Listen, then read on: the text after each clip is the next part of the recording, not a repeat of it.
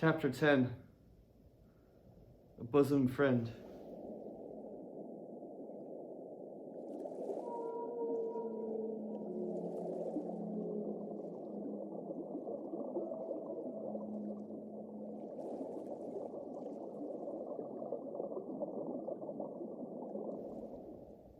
Returning to the Spouter Inn from the chapel,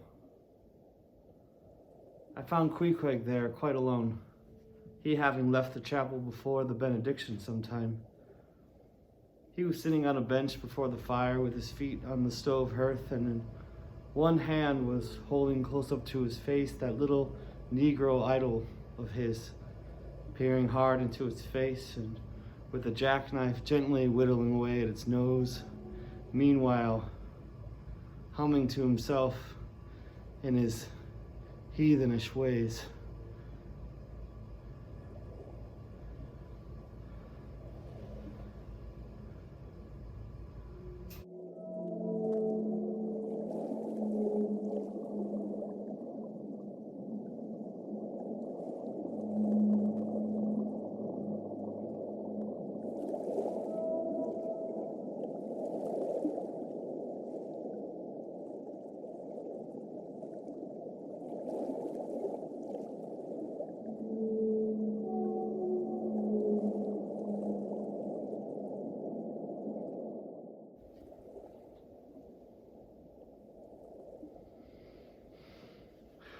But being now interrupted,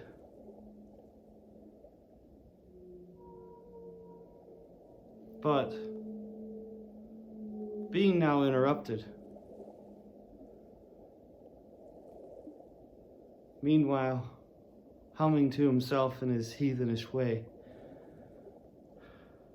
But being now interrupted, he put up the image, and pretty soon, going to the table, took up a large book there, and placing it on his lap, began counting the pages with deliberate regularity. At every 50th page, as I fancied stopping a moment, looking vacantly around him, and giving utterance to a long-drawn, gurgling whistle of astonishment.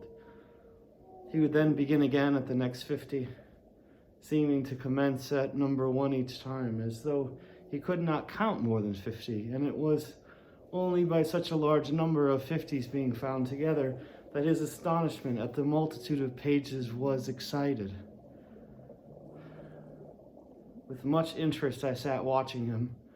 Savage though he was, and hideously marred about the face, at least to my taste, his countenance yet had something in it which was by no means disagreeable. You cannot hide the soul. Through all his unearthly tattooings, I thought I saw the traces of a simple, honest heart, and in his large, deep eyes, fiery, black, and bold, there seemed tokens of a spirit that would dare 1,000 doubles. And besides all this, there was a certain lofty bearing about the pagan, which even his uncouthness could not altogether maim. He looked like a man who had never cringed and never had a creditor. Whether it was, too, that his head being shaved, his forehead was drawn out in freer and brighter relief, and looked more expansive than it otherwise would, this I will not venture to decide, but certain it was his head was phrenologically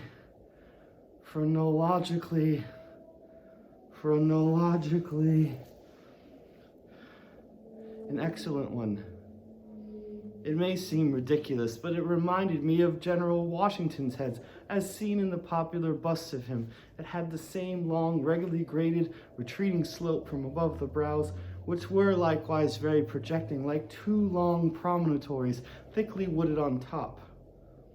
Queequeg was George Washington, cannibalistically developed. Whilst I was thus closely scanning him, half pretending meanwhile to be looking out at the storm from the casement, he never heeded my presence, never troubled himself with so much as a single glance, but appeared wholly occupied with counting the pages of the marvelous book. Considering how sociably we had been sleeping together the night previous, and especially considering the affectionate arm I had found thrown over me upon waking in the morning, I thought this indifference of his very strange.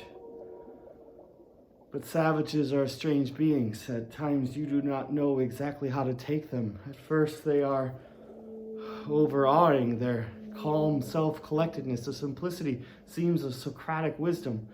I had noticed also that Queequeg never consorted at all, or but very little, with the other seamen in the inn. He made no advances whatever, appeared to have no desire to enlarge his circle of his acquaintances. All this struck me as mighty singular, yet upon second thoughts, there was something almost sublime in it.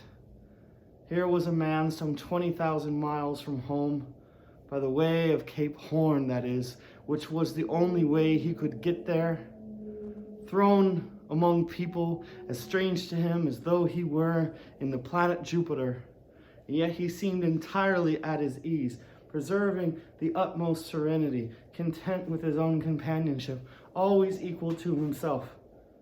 Surely this was a touch of fine philosophy, though no doubt he had never heard there was such a thing as that. But perhaps to be true philosophers, we mortals should not be conscious of so living or so striving.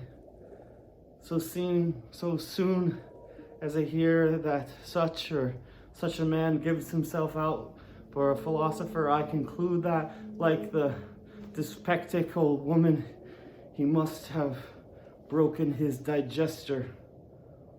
As I sat there in that now lonely room, the fire burning low in that mild stage when, after its first intensity has warmed the air, it then only glows to be looked at, the evening shades and phantoms gathering round the casements and peering in upon us silent, solitary twain, the storm booming without in solemn swells, I began to be sensible of strange feelings. I felt a melting in me.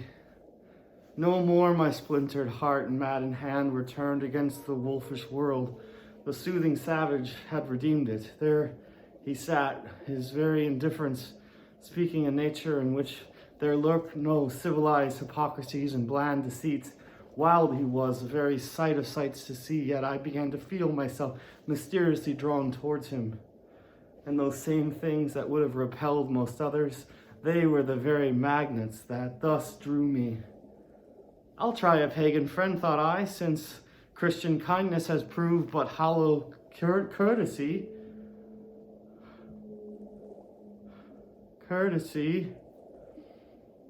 I drew my bench near him and made some friendly signs and hints, doing my best to talk with him meanwhile.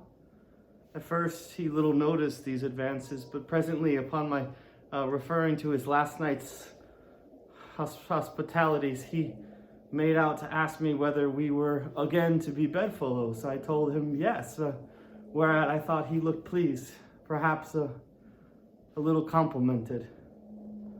We then turned over the book together, and I endeavored to explain to him the purpose of the printing and the meaning of the few pictures that were in it. Thus I soon engaged his interest, and from that we were to jabbering the best we could about the various outer sights to be seen in this famous town. Soon I proposed a social smoke, and producing his pouch and tomahawk, he quietly offered me a puff. And then we sat exchanging puffs from that wild pipe of his, and keeping it regularly passing between us. If there yet lurked any ice of indifference towards me in that pagan's breast, this pleasant, genial smoke we had soon thawed it out and left us cronies. He seemed to take to me quite as naturally and unbidingly as I to him, and when our smoke was over, he pressed his forehead against mine, clasped me round the waist, and said that henceforth we were married, meaning, in his country's phrase, that we were bosom friends. He would gladly die for me, if need should be. In a countryman, This sudden flame of friendship would have seemed far too premature, a thing to be much distrusted. But in this simple savage, those old rules would not apply. After supper and another social chat and smoke, we went to our room together. He made me a present of his embalmed head, took out his enormous tobacco wallet, and groping under the tobacco, drew out some $30 in silver, then spreading them on the table and mechanically dividing them into equal portions, pushed one of them towards me and said it was mine. But he silenced me by pouring them into my trousers pockets. I let them stay.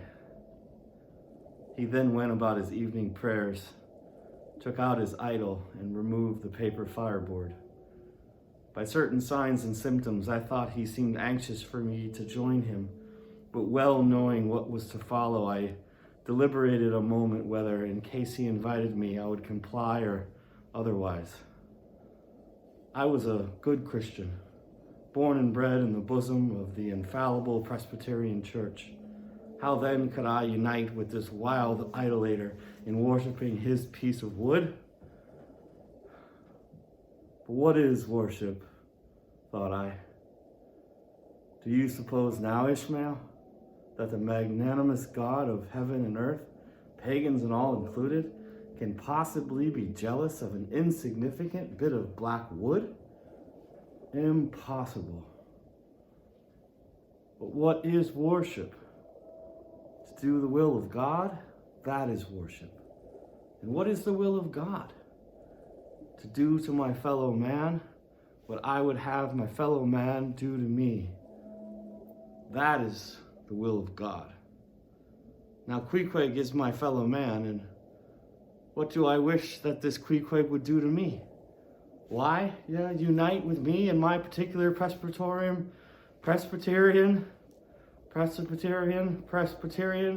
form of worship. Consequently, I must then unite with him in his, ergo, I must turn idolater. So I kindled the shavings, helped prop up the innocent little idol, offered him burnt biscuit with Queequeg, salaamed before him twice or thrice, kissed his nose, and that done, we undressed and went to bed, at peace with our own consciences and all the world. But we did not go to sleep without some little chat. How it is, I know not, but that How it is, I know not, but there is no place like a bed for confidential disclosures between friends. Man and wife, they say, they're open the very bottom of their souls to each other. And some old couples often lie and chat over old times till nearly morning. Thus then in our heart's honeymoon lay I and Queequeg, a cozy, loving pair.